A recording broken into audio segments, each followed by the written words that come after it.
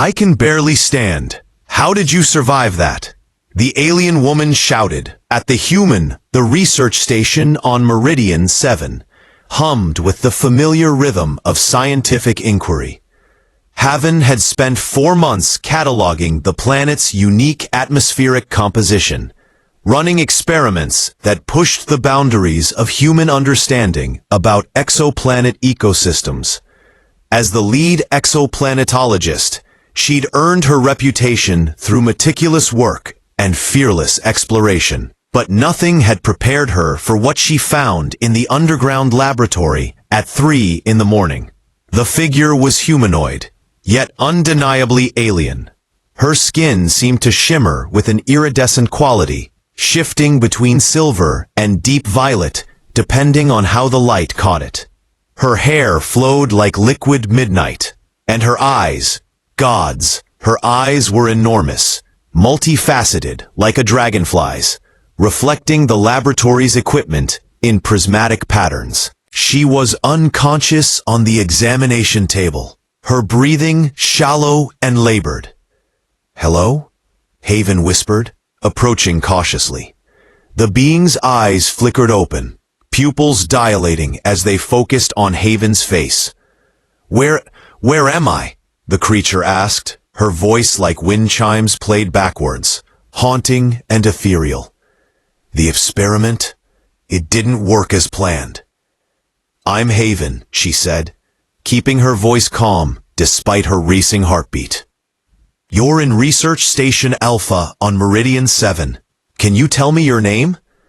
"Solange," the alien woman said, attempting to sit up but failing. Haven rushed forward, steadying her. And the moment their skin made contact, something extraordinary happened. Solange gasped, her entire body shimmering more intensely, colors cascading across her skin, like an aurora borealis compressed into humanoid form. Heat radiated from her, and Haven felt an unexpected warmth pooling low in her abdomen. "What's happening?" Haven asked, concern and confusion mingling in her voice.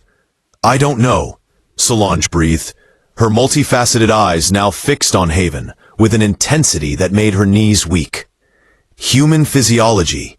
It's triggering something in my biology.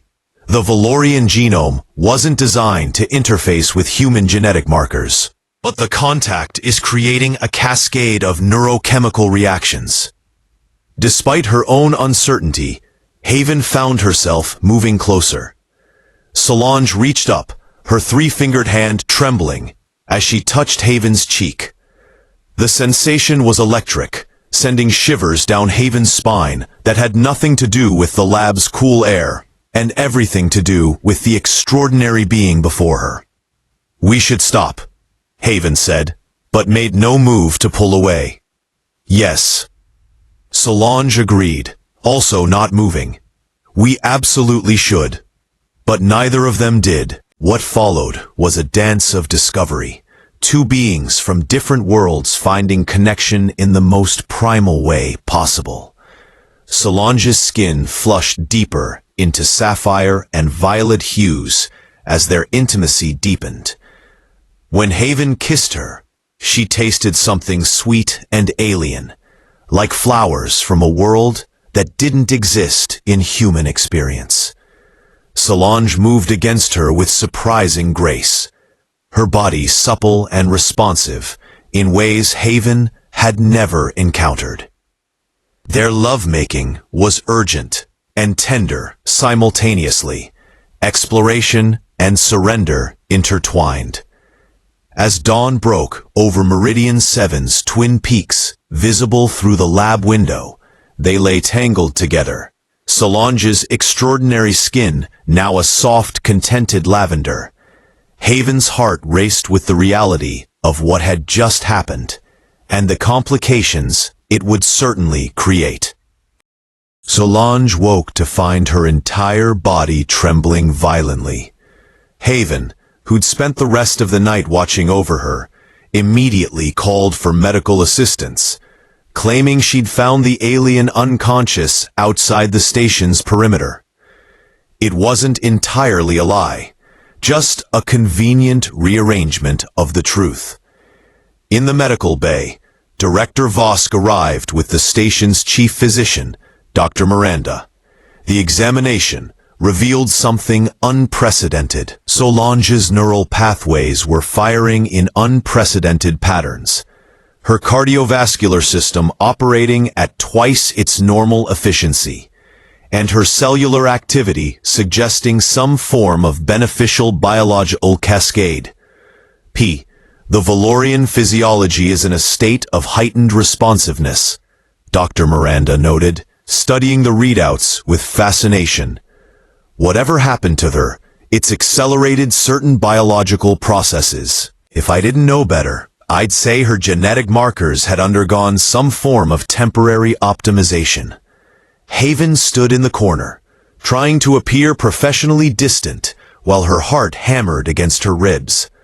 She could feel Solange's multifaceted eyes following her around the medical bay, and the intensity of that gaze made her skin prickle with awareness.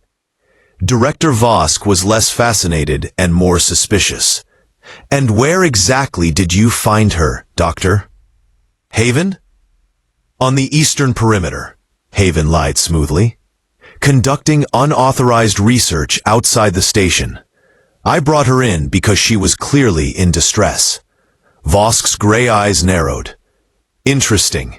The Valorian Collective never mentioned sending researchers to this station. Their representative was supposed to arrive next month for the diplomatic exchange. This woman has no credentials, no authorization codes." Parenthetical, that evening, Haven risked bringing Solange food and water under the pretense of checking on the alien's recovery. The moment the medical bay door sealed behind her, Solange reached out, pulling her close. "My body is still responding to your presence," Solange whispered against Haven's ear, her voice carrying notes of both pleasure and concern. "Every nerve ending feels alive.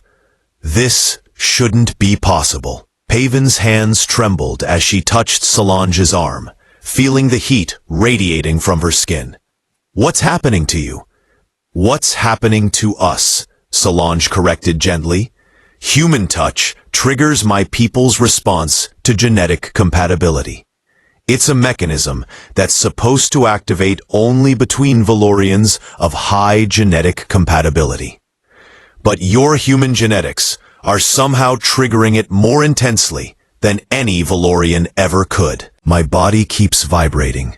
My senses are heightened, and when you're near me," Solange shivered, "it's almost unbearable."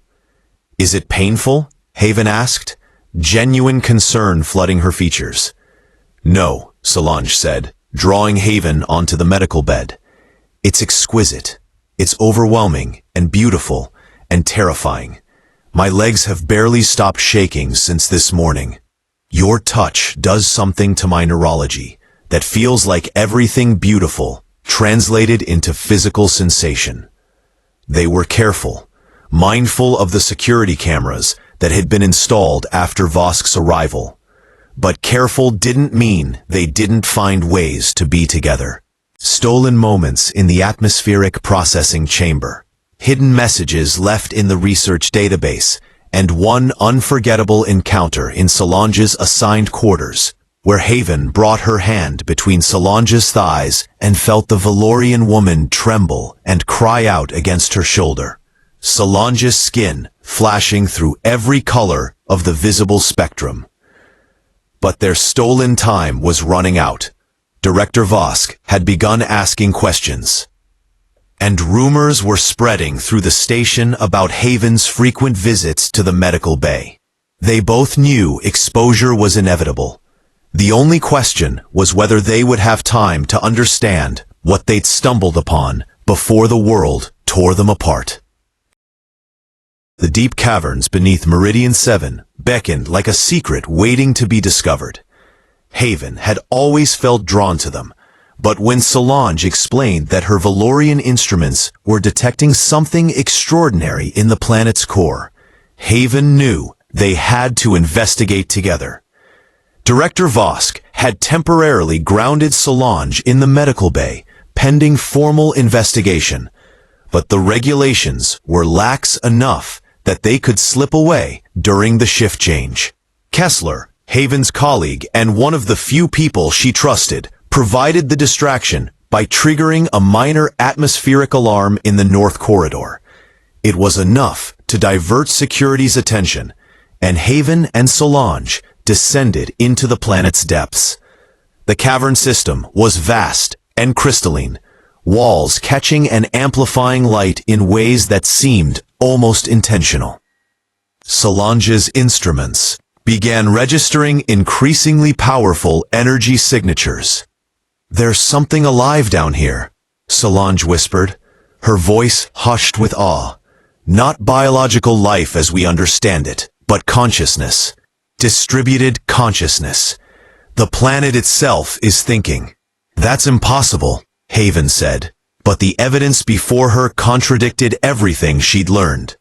Patterns in the crystal formations, harmonic frequencies in the cavern's ambient sound, a presence that seemed to acknowledge their arrival. As they ventured deeper, Solange took Haven's hand, and the moment their skin touched, something shifted. Both women gasped as images flooded their minds, ancient memories, the planet's genesis, its long sleep, and its gradual awakening.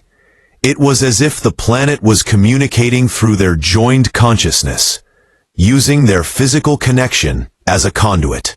The planet was lonely. It had been sleeping for eons, and it had just begun to wake. Solange and Haven were the first conscious beings it had truly perceived in millennia. When the visions released them, they were on their knees, tears streaming down both their faces. Solange pulled Haven close, and their embrace transformed into something more.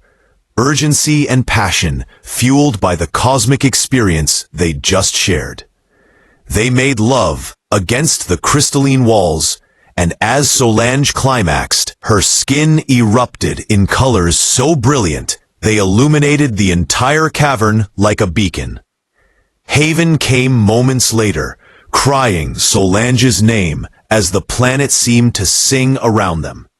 When they finally descended from the euphoria, Solange murmured against Haven's neck, "We can't go back to hiding. The planet is awakening because of us, because of this connection between our people. This is bigger than whether Vosk suspects us. This is about the future of two worlds." Haven held her tighter. "Then we face it together, no matter what comes." They returned to find the station in controlled chaos. The moment they emerged from the cavern system, security apprehended them. Director Vosk stood in the control room with Commander Vex of the Valorian fleet, and the atmosphere crackled with tension, far beyond the concern of two researchers disappearing. "Solange," Commander Vex said, his own skin shifting through angry reds and golds. "You were sent here to assess this planet's scientific potential, not to fraternize with the human colonists. And you," Vosk turned to Haven, "were supposed to maintain professional boundaries with our guest. Instead, you've compromised security and violated about 17 different protocols." But before anyone could be formally detained, the station's instruments began going haywire. The deep sensors were detecting massive seismic activity originating from the cavern system, where Haven and Solange had just emerged. "The planet's consciousness is manifesting more actively," Solange explained calmly, stepping forward with her hand still intertwined with Haven's. "It's trying to communicate, and it's specifically trying to reach both human and Valorian minds simultaneously. That's what my connection with Haven has enabled. We can serve as the intermediaries." "That's nonsense," Vosk spat.